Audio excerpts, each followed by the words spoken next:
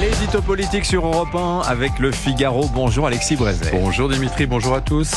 Alors Gabriel Attal a annoncé mardi la création d'une mission au sein de la majorité chargée de lui faire des propositions d'ici le mois de juin sur la taxation des rentes. Alors jusqu'ici, augmenter les prélèvements, c'était pourtant une ligne rouge pour le gouvernement. Comment vous comprenez cela, Alexis ?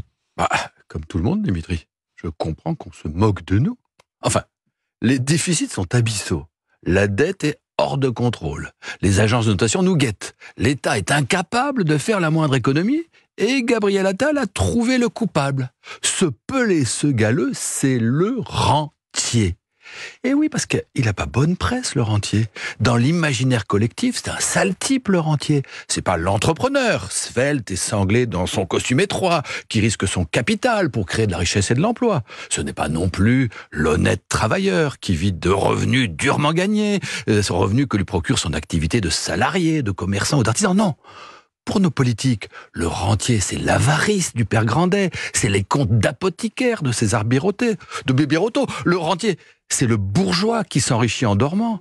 C'est l'épargnant égoïste qui chaque mois va toucher à la banque les revenus de ses petits coupons. Le propriétaire terrien qui compte ses fermages. Le logeur qui thésaurise ses loyers avec avidité. De Colbert, qui faisait grief à la rente de ne s'investir ni dans l'industrie ni dans le commerce, jusqu'à l'économiste Keynes, qui, pour sortir de la crise, prônait l'inflation et l'euthanasie des rentiers, rien que ça. C'est une vieille habitude chez les esprits modernes et éclairés de les dénigrer, les rentiers.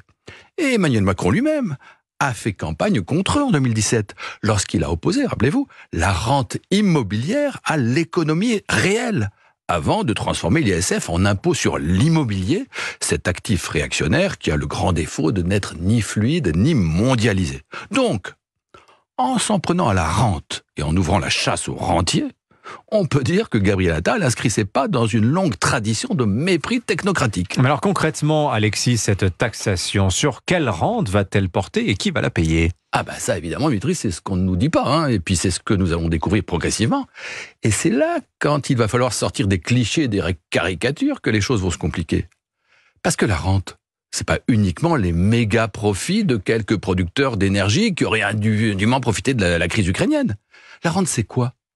C'est l'épargne du bon père de famille, c'est la poire pour la soif du retraité, c'est le livret A, c'est l'assurance vie, ce sont les dividendes d'un portefeuille d'actions, ce sont les revenus de ses obligations que l'État émet, et ô combien, pour financer sa dette. C'est le loyer du studio ou du 2 pièces sur lequel on compte pour ses vieux jours.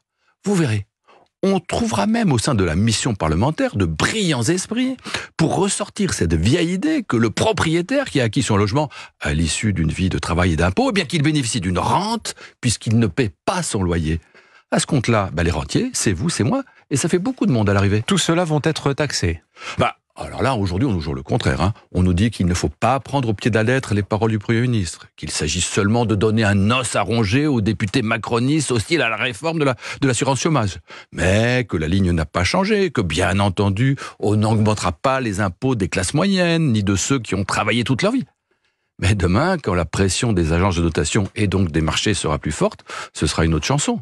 Et pourtant, chacun le sait, les 50 milliards que l'État, d'après la Cour des comptes, doit économiser dans les 3 ans, il ne les trouvera pas sous le matelas des rentiers. L'édito politique sur Europe 1. Merci Alexis Brézet.